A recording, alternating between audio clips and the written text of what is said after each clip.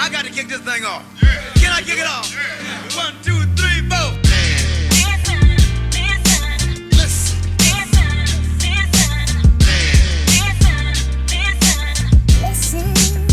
Ladies and gentlemen, listen.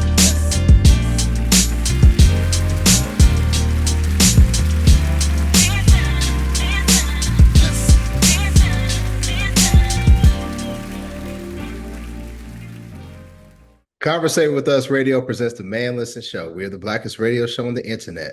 We bring you our opinion on topics that affect the black community in an effort to enlighten, enrich, and empower every brother and sister that falls under the sound of our voice. We operate on a no-hating frequency, so be prepared for us to keep it 100% real and 100% black all the time. Please follow the show on Facebook, Instagram. I'm gonna say the social media platform we don't support. Please follow us on Facebook and Instagram at Man Listen Show. Go to our YouTube account, click that bell icon so you can be notified of upcoming episodes. And make sure you tell a friend about the blackest radio show on the internet, the Man Listen Show. I'm your host, Mark B. Let's bring the crew in. Oh yeah, and go to our IG, click the link in the bio. You can get a hoodie like this. I know it's getting warm, but you know, we got t-shirts too and all the other stuff. So listen, last episode, we talked about the voting rights being gutted by the Supreme Court, sham Supreme Court. And there's so much going on with this crooked ass administration, you know, with Trump basically creating a slush fund for him, like a $1.8 billion slush fund for anybody who has been aggrieved by the Biden administration. And then they even negotiated that the IRS can no longer audit him or his family members ever. So if anything in the past, if they've, misfiled a lot on their taxes, that nobody can investigate them, even though they say it may not stand up or whatever. But it's always so much this corruption with this administration. But I'm going to talk about something that I've always advocated for, but it seems like it'd be an easy thing to do. But for some reason, there's a lot of people who are against it. And that's protesting. So the NAACP, they have called for a protest of Southern states, the universities in Southern states, the state institutions. So the protest is called Out of Bounds. So those states, those real I hate black people states like South Carolina, Florida, Georgia, Texas, Louisiana, Mississippi, they are calling for black athletes, black alumni, black families to boycott these institutions and specifically their sports programs, right?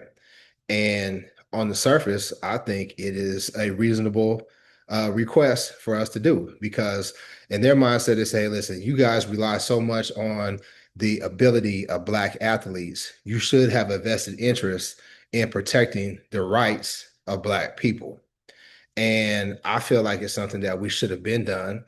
We'll go about it a little bit later, but I want to hear, the crew's opinion on this protest that the NAACP is calling for.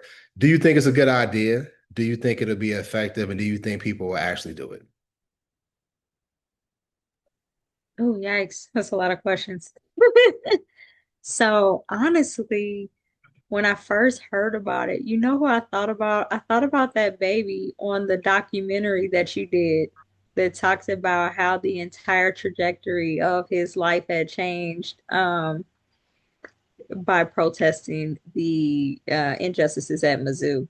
And so Hold on, my whole train of initial, thought. So what she's talking about, I made a documentary on our fraternity at the University of Missouri. All of us attended the University of Missouri Columbia, and which is a SEC school, which they should have threw Missouri on there as well. They didn't put Missouri on the boycott, but they should have. And one of me and last frat brothers, Anthony Sherrills, he helped organize the football team to say, hey, listen, if you don't remove this racist president, we won't play.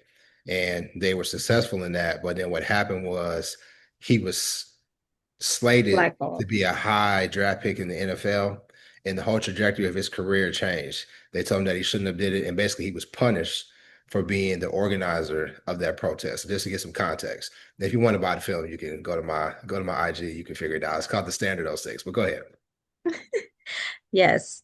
And so initially, I thought about what a great idea was for the NAACP to kind of do what we had been talking about, activate these young people, give them some direction and some influence as to what they should do next.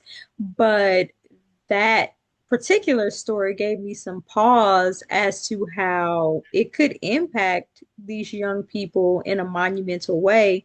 And I think that giving them instructions and directions without really educating them on how this could impact them long term is a little bit irresponsible. And so I think that what was initially excitement turned into some type of caution. And I don't know, now I'm in like this middle round like realm where I'm just like, I think that it's a great idea to hold these schools accountable for protecting the students who bring in so much funding into their programs. But I don't know that if the bulk of that weight and responsibility should rest with the children. Well, I'll just add this for Lad jumps in. They're not just calling for the athletes, even though the athletes Yeah, are a major component. They're calling for alumni and the family members to do the same thing. they don't give a shit about us. They only care about the athletes. Right, right. I think it's a little bit of both, kind of like Erika said, is kind of burdensome. I'm not gonna say burdensome, but it puts a lot of the onus on the players more so than the fans. Because I know you said they're calling for the fans and all that, but what most people have been talking about is the players. I haven't seen a lot of people go out there and interview fans or how they felt, if they would do it. But I think it's one of those deals where kind of with, I'm not gonna say with any boycott, but with a lot of boycotts, if you're able to do that, then yes, by all means. But there are some, another aspect, this of course would be for future kids, because most kids now are quote unquote under contract, and there's legal ramifications that they might face if they boycott and stuff like that. And so if you already come from financial situation where you're not financially solvent already, and that was your plan to get yourself to financial solvency, and to literally 2 months before you're reporting to school say don't do this, it's kind of tough. So I can't expect people to do that. If you are able to do that, then by all means do it. It doesn't take everyone to do it. It really just needs to be a few of the top tier players. The fans, I don't think they're going to miss the fans so much, but I think that it's a good idea. But it's like I say, you got to couch that with if you're able to do it. Not everyone's going to be able to. Everyone's situation is different. I put it like that. So I think that, I've always said we're stronger when we're together, right? And if it is put just on one person, they can isolate that person, they can punish that person and make an example of that person. And just like they used to do our ancestors back on the plantations, they did that with Brother Sherrills, they did that with Colin Kaepernick, right? And let's just go back to Kaepernick's boycott, and how the NFL ostracized him and blackballed him, whiteballed him. If the players who made up the majority of the league, the black players, would have stood behind him and said, hey, we're not going to play unless you treat our brother fairly, right? Because at the time that he had, stopped playing, he was still better than a lot of other quarterbacks that were on the roster. So he should have had a roster spot based on his talent and his ability to play football. If the players had stood up, it wouldn't have been a question. And I understand that there is a healthy level of fear that a lot of us have when it comes to our livelihood and, the decisions that we need to make to, support ourselves, support our families. We make business decisions all the time. And I'll be sitting here lying and saying, if I don't make business decisions all the time when I go to work, right? There's plenty of things that I want to say. There's plenty of things that, as much as I say on this show, there's plenty of things that I don't say because, okay, what if somebody sees this and then it affects me on my job? So I understand not wanting to jeopardize your livelihood and the money that these players can make. But here's the thing. If you are a 5-star recruit, 4-star recruit that has the ability to play at Alabama, LSU, South Carolina, USC, whatever, you could go to another school and make the same amount of NIL money and get the same opportunity outside of those I hate black people states. You can. And if enough of the players were able to do that, then it can make it. It would make a difference. I mean, it's the same thing with athletics as it is with sports. We are the product. We don't really need them. They need us. But we concede our power. And a lot of times you say, well, it's not right to put this on young people. Have you looked at how old Fred Hampton was when he was leading the Panthers in Chicago? He was in his early 20s doing that.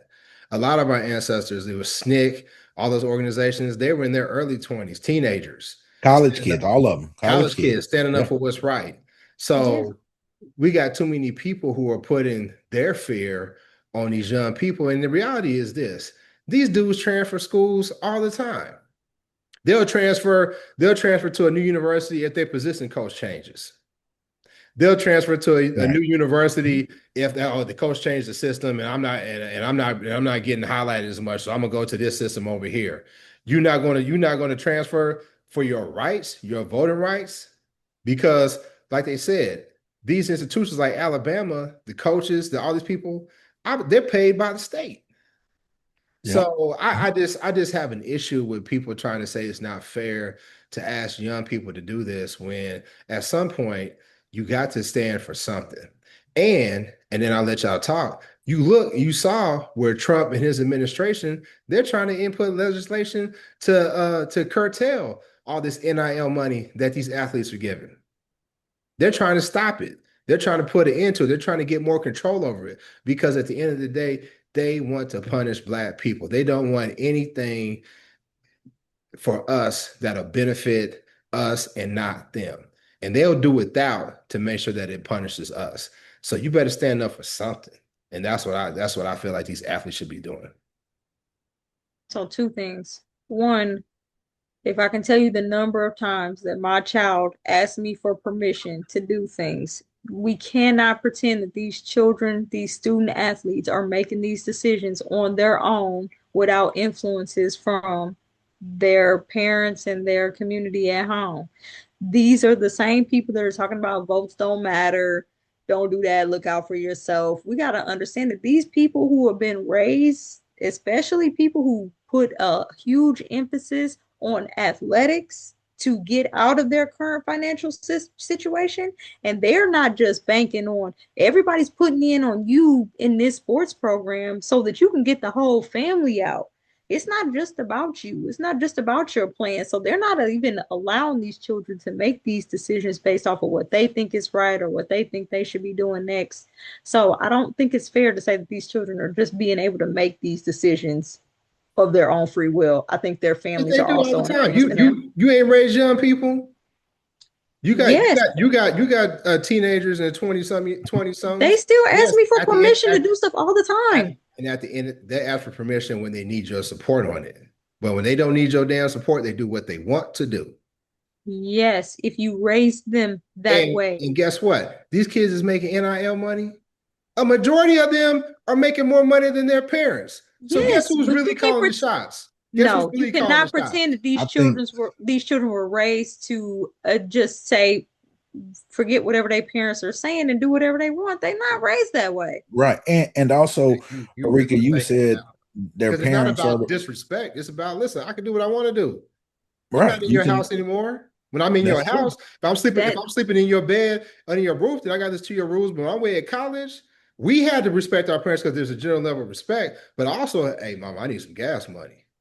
So there comes some control, a level of guidance and direction with that. But if you got a young man that's making $250,000, right? He's probably paying his mama's rent, mortgage, or whatever. Shit, and let me tell you what you're not gonna do. And let me tell you what you're not gonna do. Exactly. Let me tell you what you're not gonna do. Tell me anything. I birthed you. You came out of me. So yes, you will defer to me. That sounds good. No, but see, so I think we're kind of viewing it inaccurately also, though, talking about the parents didn't raise them this way. No, the parents raised them to be that way, to where they're selfish. If we look at, and I hate to go on the soapbox, I've talked about this many a times before. These are parents who basically said F the rest of a lot of them, forget the rest of the Black community. I gained a little financial independence and I'm leaving. And so you're asking your kid to, you didn't instill that in your kid, you know, and so you're asking them to do something that you never did. So that these aren't the same kids as a Fred Hampton. These aren't the Stokely Carmichael kids. These aren't kids who grew up in that. These are kids who, by and large part, grew up under a different parents who had a different attitude. It was, yeah, what's the hood, what's the black community is bad, so we're going to leave that. We're not going to stay there, you know. And so you're asking them to change midstream. It's kind of tough, you know, because and even the ones that maybe say weren't financially stable, guess what? They still went to high school at a lot of non-black high schools, you know, whether they're the Catholic, the Jesuit, the Christian, the Country Day Academies, all of that. And so they're already knee deep, waist deep in that society, in that world, and ask him to change midstream is asking a lot. Now, again, there are some people who could do it, but I wouldn't be disappointed if a child did not do that, is what I'm saying. Indoctrinated. I think you made a good point in the type of kid that is on this D1 level, on this level of D1. Back in the day, we had Jim Brown, Lou Alcindor, Kareem Abdul-Jabbar. They came up, and we said this before, they came up in that generation where we all we got. Mm-hmm. But a lot of these athletes, a lot, not just athletes. I wouldn't put it on athletes, a lot, but yeah, a lot, not all, are raised to be entitled and raised with the end goal to be, hey, listen, it's time for me to cash in on all this investment, like you said, Lab, into my athletics, the private training, the weekends that you've given up for basketball tournaments, 7-on-7 tournaments, whatever. And you couple that with that this is also the TikTok generation that learns from social media and doesn't want to say, hey, you know, oh, Republicans, Democrats, same thing, they're all bad. No, the fuck they're not. Yeah. And you see that now. And I have one of mine that kept saying that. So yeah, but they're all politicians, they're bad. So then when I finally said, hey, listen, you see how they're taking away your voting rights? You see how they're coming for you? Do you still think they're all the same and they're all bad? Do you still think that? And all they could do is sit there and look stupid. Mm-hmm. So I think the major problem is it is the parents. It is the people our age. And it's the influence that they refuse to have on their children. Now, I still maintain that if your child is making, you know, that NIL money, that real NIL money, a lot of them, especially the basketball players, they're making, if they're smart about it, they're making money that can change their not only their lives, but the generations after them, if they invested wisely. A lot of them, they are making probably close to what they would make like as a first-year player in the NBA or the NFL. Mm-hmm. Just playing. Yeah, that's why they're staying there longer. Just playing there. Yeah. So it is a lot. But what I'm saying though is that if we had enough of us who are unified to say, hey, listen, I don't have to go to Alabama. I could go to Michigan. I could go to Ohio State. I could go to any other school. Because I'm telling you, you know, I had a kid that was recruited. You don't get most people don't just get recruited by one school. Right. If you make it to the point where one top school is recruiting you, there's a whole line of coaches and recruiters coming to your household. So let's not make it seem like, oh man, I'm just giving up my one opportunity. They got the pick of the litter. Right. Mm-hmm. Now, if they want to say, I want to stay close to home, I'm from Louisiana, so I want to play LSU, so my people can come and watch me play or some shit like that. Yeah, I mean, but at some point, man, at some point, we got to inconvenience ourselves to move ourselves ahead. And but see, that goes along to the next point, though, is we're saying we got to inconvenience ourselves. What are we doing? It's not an inconvenience. Honestly, it's not an inconvenience to your life if you don't watch a football game. It's not an inconvenience to your life if you don't turn that channel. I mean, that's not an inconvenience I to your disagree life. because the NFL told y'all that y'all weren't the smartest white boys. They blackballed a black man, and it was still too hard for y'all to not watch. Was y'all? I never watched to begin with. Don't lump me in that group. Again, we don't want to go on this tangent, but the same people that support the NFL support other leagues across the world. The same owners that are saying that are the same owners in other leagues and industries across the world. So our champions are owned by the fucking Cronkies. So let's not be holier than thou today. Hold on. When you tell me that the Premier League says that black players aren't as smart as white players, then I'll stop watching. That's called race norming in medical. Your doctor does it too. When he goes and how you know my doctor does it? Every doctor, especially with the advent of AI right now, they use that kind of stuff. Whenever you do a test, there's race norming. So you're explaining the way that, are you really trying to explain that was no. Right? What I'm saying is, again, you can say if they did this, so I'm hard against it. Well, extrapolate that to every aspect of your life. I don't have to extrapolate it to everything in my life. I don't do that. I don't have to do a whole. I don't have to say, okay, well, I'm boycotting Target, so I got to boycott Whole Foods and this, that, whatever. Whatever I want to boycott, that's what I want to boycott. That's why I said whoever can do that. That's why I said whoever can boycott, it's fine. We got this problem. Everybody doesn't have to. We got a problem. Everybody doesn't have to. We got a problem. Why do you get to choose who you boycott, but the rest of us don't get to choose who we boycott? You have to boycott. I never said you didn't get to choose who you boycotted. But that's the point. That's what you're saying right now. And like I said up front, those who can boycott for sure, but it's not everything. There's not one broad stroke that covers everybody. There's a multi-pronged approach that needs to be handled to handle this situation. Some people, this boycott of schools or going to different schools will work. Other kids, it's not going to work for them. There's a finite number of scholarships because there's a finite number of institutions. So 300 kids can't go to University of Michigan. 300 kids can't go to Penn State. It's impossible. Mm-hmm. I think that the point that he's trying to. I disagree. How do you disagree that everybody can't go play for the same team? Are you going to let me talk, or are you going to just talk over me? Both. I disagree because there are a multitude of institutions and opportunities for these young men and women to take advantage of. And no, they don't all have to go to two universities. There's plenty of opportunities for them to spread it along. And like you said, Lav, you don't need every single person to go. Yeah. You don't need every single person to go. But this mindset, and this is the problem that I think that we have as a community, there is no perfect protest. There is no perfect protest. There's no perfect anything. Nothing.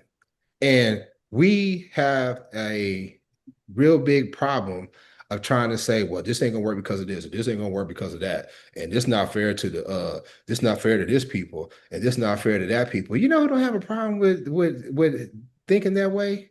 Our enemy. They don't give a damn. As long as they win, do it. Go forward. Yeah, we might be inconvenienced, but hey, listen, we're still going to be where we want to be at the end of the day. And for some reason, man, I don't know, man. I think some of us just love white people too much. Or maybe we just not white. Yeah, that's a big jump. I'm not white, so I don't want to win at all costs. I don't want to. You should sacrifice. You losing it. You losing at all costs. I'm not even though. The hell you not? At the end of the day, you just said that you live in a state. You just said you live in an area where you can't even really vote for who you want to vote for. Yes. And you're not losing? I need to work on that. You're not losing? But that doesn't mean I need to sacrifice my children, because see, the point is you said there's no sacrificing a child. How's that sacrificing a child? So you said there's no perfect protest, but in order for the protest to be effective, the top athletes need to choose to go to these schools. These second tier athletes can go wherever they want to go because no one cares about them. So we're only asking the top athletes to sacrifice going to the school that they want to go to. It's not a sacrifice. How is it not a sacrifice? The same money you gonna get going to LSU, you gonna get No, going to no, Michigan. that's you can't You do say that. no, but you say no, but why? Just because you What do you disagree? mean why? If I've wanted to go to a school that I've wanted to go to for my whole life and I don't go to that school for a protest, that's a sacrifice. That's a choice I that I'm wanted making. there was a girl NIL money, there was a girl NIL that I money is not wanted to date my unlimited. whole life, and I found out that she really treated me like shit. You think I should have still tried to date her? No. Move on somewhere else. That's not Go my somewhere where you're point. respected. My point is, like Lab said, there's only so many people that can go to the HBCU And schools. I They're said not not recruiting everybody everybody. has to go. I That's addressed the that. That point. right. They don't, That's what I'm the saying. It's not protest is everybody. only going to be successful if the good people go. They don't care if your bum ass second And string that's what go. we're asking. Exactly. So we're asking them to make a sacrifice. We're asking them It's to not a do the sacrifice. work. We're Words matter. asking children to Words do the matter. It's work. not a sacrifice. A Okay. sacrifice is saying, hey, don't play ball. Give up your dream. All of you black kids, stop playing. If all of y'all just sit down and you don't play, That's not then the we can same. make change. But if you're That's not the simply same. saying, hey, don't go there, go over here instead, there is no sacrifice. You're still playing ball. You still have an opportunity to go to the next level if you want that, right? You're still going to get NIL money. You're still going to get your education paid for. Where's the sacrifice? Are you going to get the same NIL money Yeah, going to a school that's not pulling in the sacrifice same type of money? It's a bidding sacrifices war. are What do you think? It used to be that these kids say, "Hey, listen, I want to go play in the system that fits me. I want to go play for a coach that I like or whatever." Now, you know how they make the decision? Hey, listen, man, I can get you this amount of money. I get you this amount of money a month. I can get you this amount of money a week. It's a bidding war. It's a business. the sacrifice is a there's no cute little box that sacrifice this meets qualification of sacrifice, this doesn't. So to say someone isn't making a sacrifice is very short-sighted and it's unintelligent. I mean, it doesn't make sense because what's a sacrifice to you might not be a sacrifice to me. What's a sacrifice to me might not be a sacrifice to Erika. What's the So definition of sacrifice? say Not that doing what I again. want to do. I don't know what the definition is, but if you go, I mean, and if you ever were in, say, some kind of church organization and like take an offering, right? Give what you can, a sacrifice, or something like that, a offering, and somebody's offering is going to be less than somebody else's. So somebody sacrificed more or somebody sacrificed less. What does that mean? Because they gave more. Did they sacrifice more or did they sacrifice less? It's the same. It's a sacrifice, regardless of how you feel about it. It's my sacrifice. I can tell you what's a sacrifice for me. And what's the And to weight of some of it? these kids to say it's a sacrifice to go from Louisiana to Michigan or Minnesota or whatever. It's a sacrifice. I can't question them on that. And you can't dispute that either. Because there are some people who have decided that they Yes, want I to can. play Yes, somewhere. I can. I am. Yeah, I you could mean, just. I mean, you could do what you want, you right? Yeah, can yeah, if you yeah, want yeah, to. But yeah. if I like for me, I had a life plan for myself from the age of like 13 going forward. Anything that did not fall within the scope of that plan was a sacrifice. So if you try to tell me that me and my life plan of not being from graduating high school at 16 to being the youngest partner at a firm is not a sacrifice, some of that shit is a sacrifice. So, I mean, but my definition of a sacrifice for my life is exactly what it is. So you can't tell these children, hey, we need you at the forefront of the protest, but we're not going to call it a sacrifice because who cares what school you go to? It's all the same.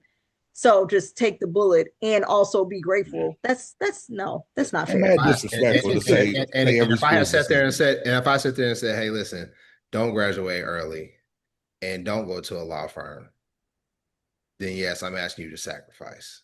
There's an in between. You're doing black and white. But if I tell you, hey, graduate early, but don't go to that law firm because of their practices towards black people, go to that one.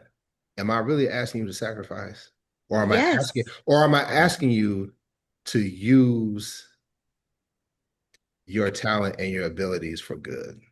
First of all, with this employment market, that was a terrible example because whoever's offering the job, I'm taking it. So that, yes, that is a No, sacrifice. it wasn't If a a terrible first example because we're employer speaking analogies. Don't try, don't try to play that game because So, basically what I'm telling you game, is, that is but what I'm trying to reality. tell you is, it's not a sacrifice if I'm telling you this don't go there, go over here, and they're the You're same. not, They're the there are same. different, They're the they're same. not.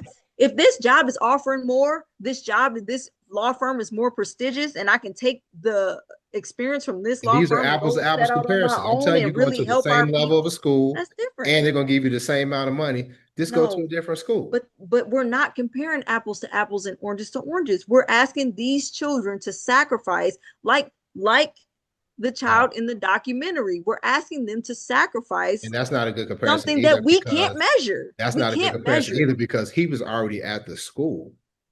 We And can't measure the okay, let me sacrifice. finish. That's not a good comparison either because he was at the school and the school retaliated against him. Now, that takes a lot more courage. That puts a lot more scrutiny on you as a person. But if I haven't decided where I am going, if I haven't decided where I'm going, and I said, hey, listen, this school right here, school A, is on the same level as school B, and they give me the same amount of money, but school A supports practices, laws that hurt my people. Why don't you go to B? It's not a sacrifice. But it's a wise decision. It's not the school though. It's not the school. Apples. It's the state. It's the state that's supporting these things, not necessarily the Yes. school. So that's one difference. That is how you hurt the state, is through the university. Right. That is the point of the boycott because university is state run. Hold on. So, and they put so much importance, especially these southern states, they put so much importance on their athletics because they don't have anything else to hang their hat on. Right. A lot of them didn't have pro sports. They're uneducated. Yeah. Right. Mm-hmm. So the only thing they have to hang their hat on is how many people you see who rock Alabama and he said, did you attend Alabama? Man, I ain't even got a PD. So you're going to have to hit them where it hurts. And that's where it hurts. Yes. But again, there's we're no going but. back to, there is a but. Who is doing the hitting? It's not me. It's not us. So the alumni who buy tickets, I don't buy tickets. The parents. Nothing. We're not talking about you. Just because it's you don't matter.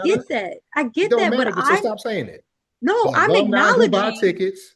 I'm acknowledging that I cannot protest and that I'm not carrying the weight of a boycott because I'm not the one that they're leaning on. All I'm saying is that they're leaning on these children. If you can't participate and you are against it, what did C tell you to do? I'm not against it. Yeah. What did C tell you to do? I think I am not against it, and I'm not speaking out against it. Y'all just talked for like 10 minutes against it. It's not against it. I never said I'm against it. What I said was that so black and white sometimes. Yeah, it makes sense. Pointing out it makes no the sense. weaknesses in the plan is not me being against it. Right, exactly. If you want to have a show, point out the weaknesses. If you want to have a show, better question. Are you gonna let them talk? Better or are you gonna talk over them? Better question.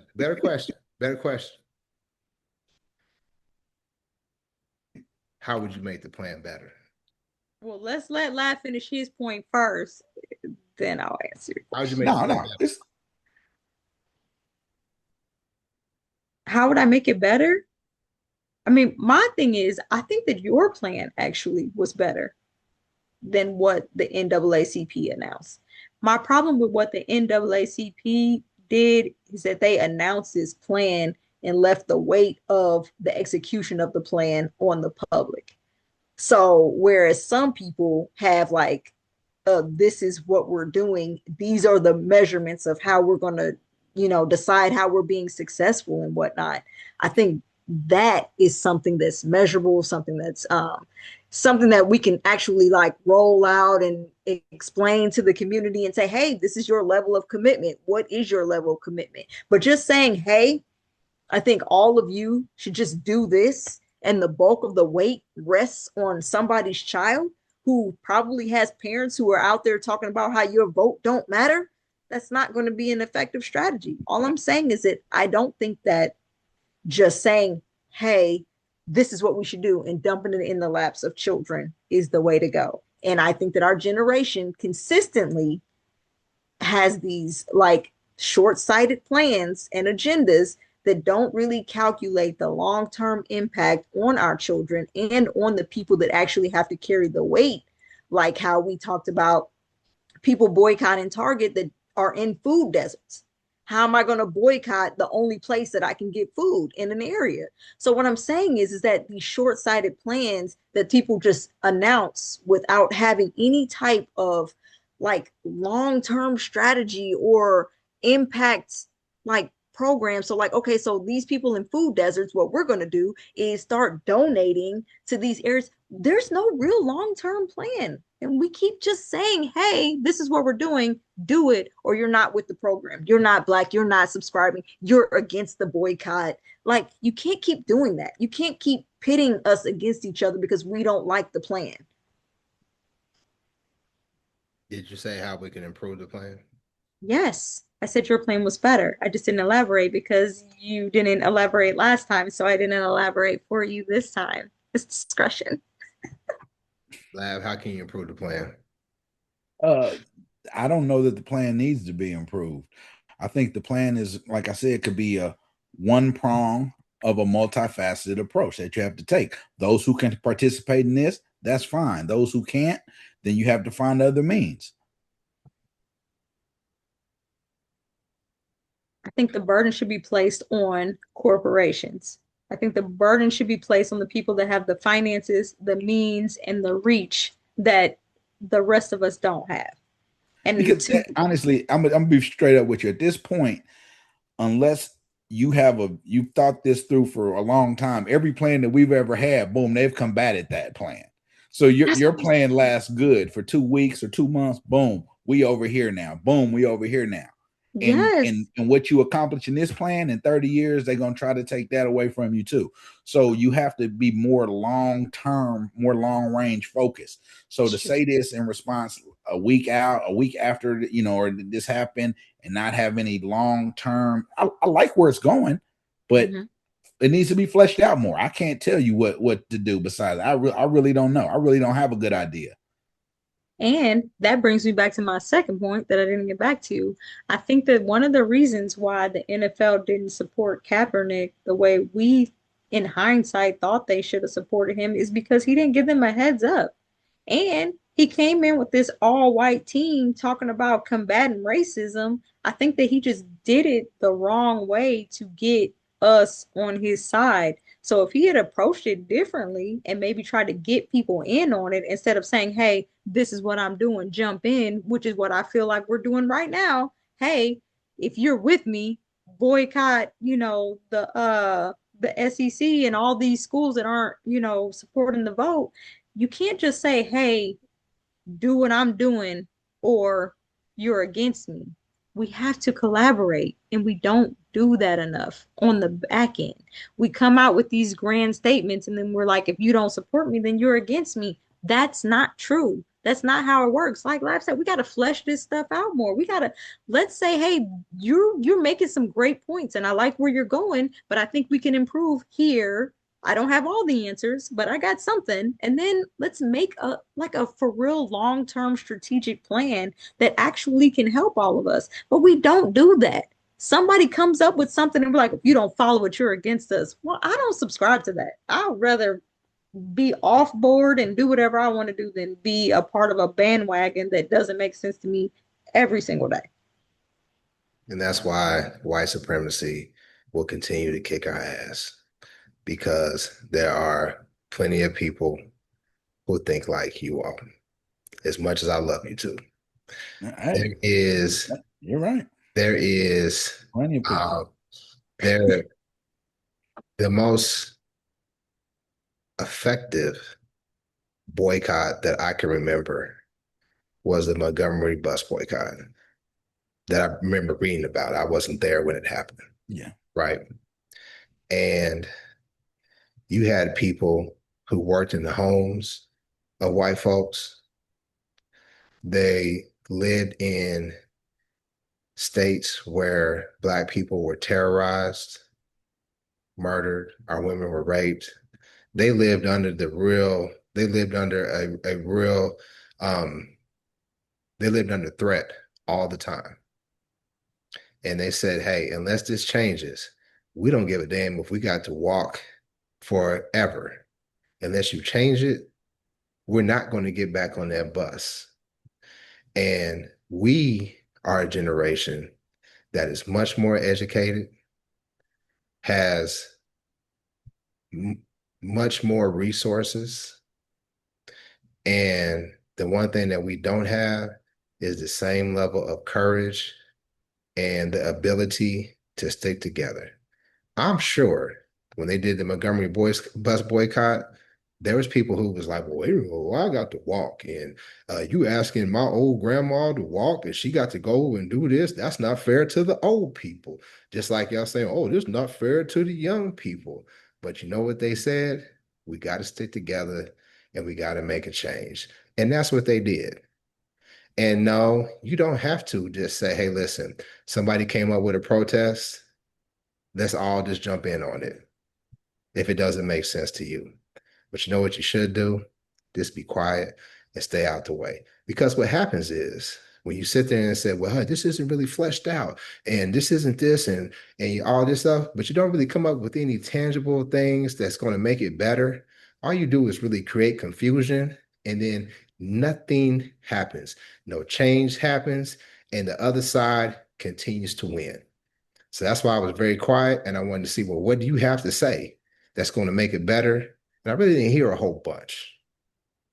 And that's I didn't know that. I didn't know that's what we were that's going going to to talk about. continue to be I a thought we were problem. just talking about how we felt. That's about going to it. continue to be a problem for us as a community if we constantly just say, hey, listen, that ain't going to work. That ain't going to work. And then what do we end up doing? We don't do anything. Nobody said it You know wouldn't what, work. man? I'm going to tell you, down, let you talk. I used to work for this guy. He's deceased now. Fox News Republican, Mormon, hated Obama. I probably was one of the only Black dudes that he liked. But he taught me something. He said, don't let the pursuit of perfection get in the way of progress. And that's what I do in my life. I do a lot of things, and a lot of things that I do, people are, oh man, you do this and you do that. I mess up all the damn time, but I still do something. And with the mindset that a lot of the people in our community have, looking for perfection, looking for things to be ideal, we are never going to get anything accomplished if that's going to be the only way that we say we're going to stand up and do something. I just want to interject.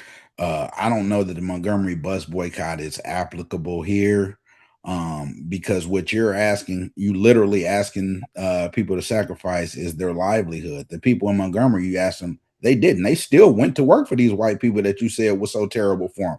They walked to their houses. They didn't jeopardize their livelihood. It was just a transportation to get there.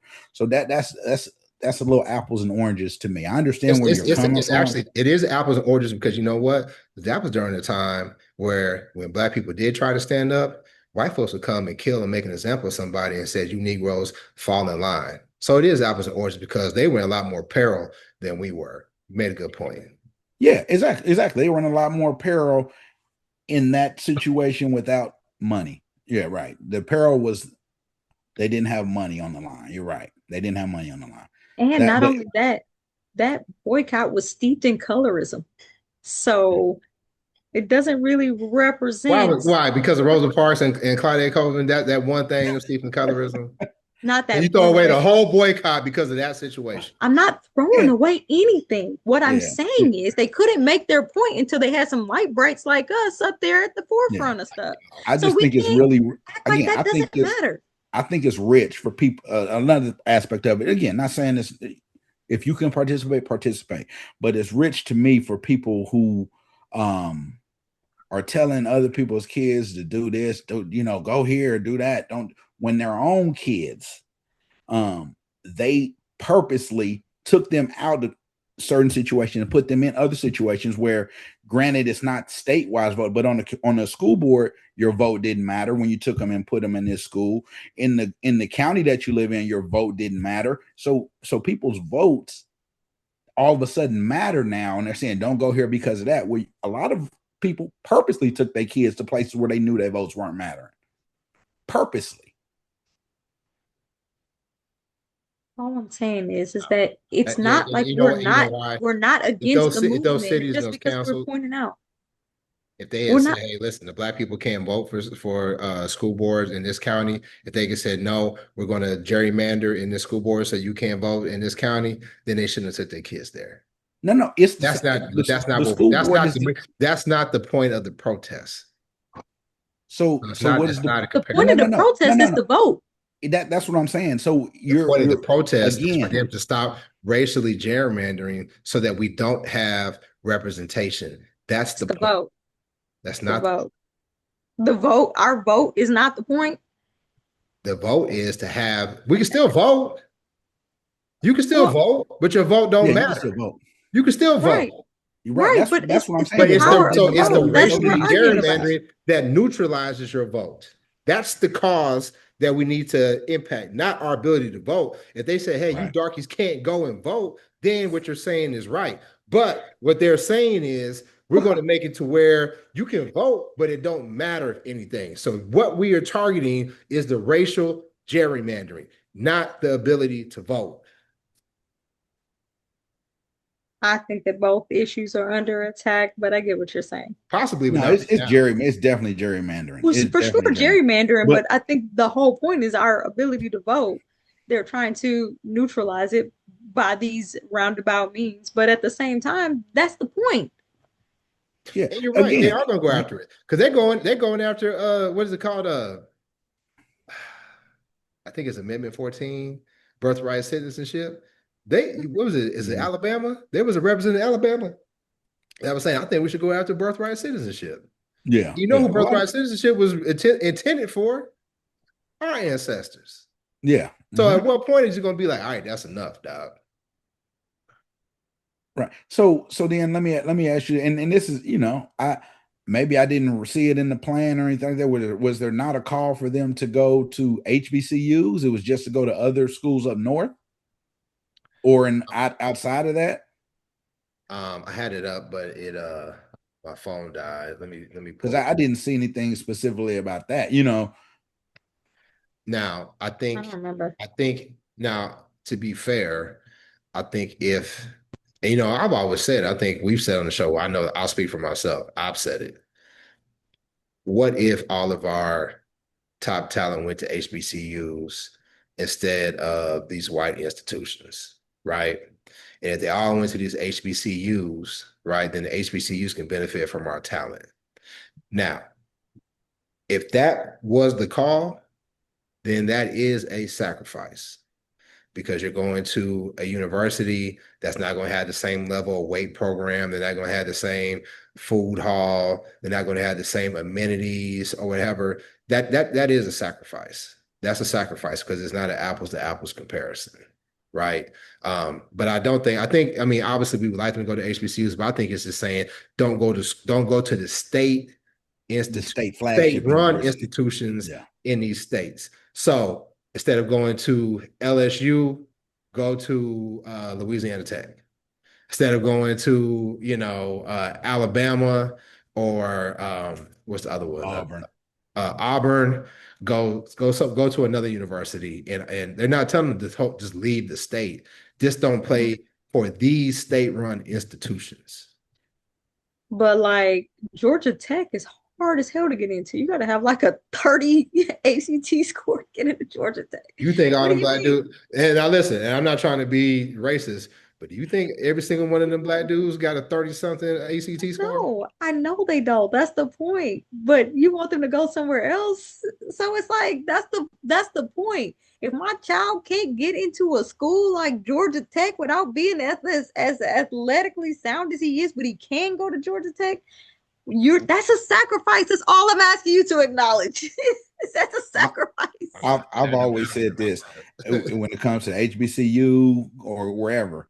I'm never going to be an advocate of saying exclude yourself from going to this school. I'm for as many opportunities as possible for Black people. So if you're going to live in the state, if you're paying taxes in the state, if you grew up in the state, I don't think it's smart to say I'm going to not attend that. If that's the case, leave the state. You know, that's my philosophy on it. There are kids who can't go anywhere but those schools in state. It's just not feasible. I mean, so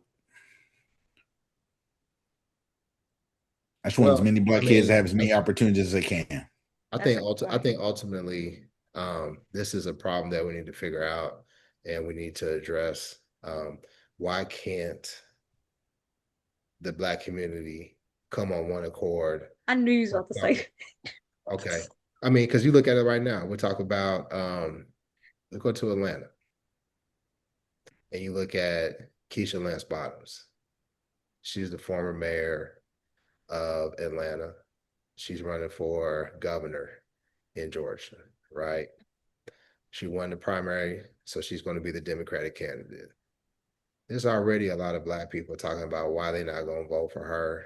And a lot of the stuff, I mean, it's the same thing. And I'll speak for myself. I was guilty of it with Kamala. I didn't really like Kamala when she first came out because there was a lot of stuff that was true and there's a lot of stuff that was exaggerated that they did to try to handicap her potential as a candidate. And now we're seeing some of that with Keisha Lance Bottoms. But I would hope that at some point we will realize that, hey, listen, man, there's not going to be a perfect candidate. It's not going to be a perfect candidate. There's not going to be a perfect protest, but we have to do something. And I'm of the mindset that if I don't have a better solution where I'm able to go sit down and meet and say, hey, can we implement this? Instead of saying, hey, well, what about, and spitting, I don't believe you, because you guys are far from sellouts, because if y'all were sellouts, we wouldn't even be on this show. We wouldn't even be friends. We wouldn't be. But I feel like there's too much of the back and forth with that actual movement. And the back and forth causes confusion and it prevents anything that we try to do from being effective. I think the Target boycott, we was good with the Target boycott until what? The confusion started happening, right? Everybody was good. Fuck Target. We ain't going back to Target. That was the most effective boycott that we have done, in my mind, that I could think of. People could correct me, since the Montgomery boycott.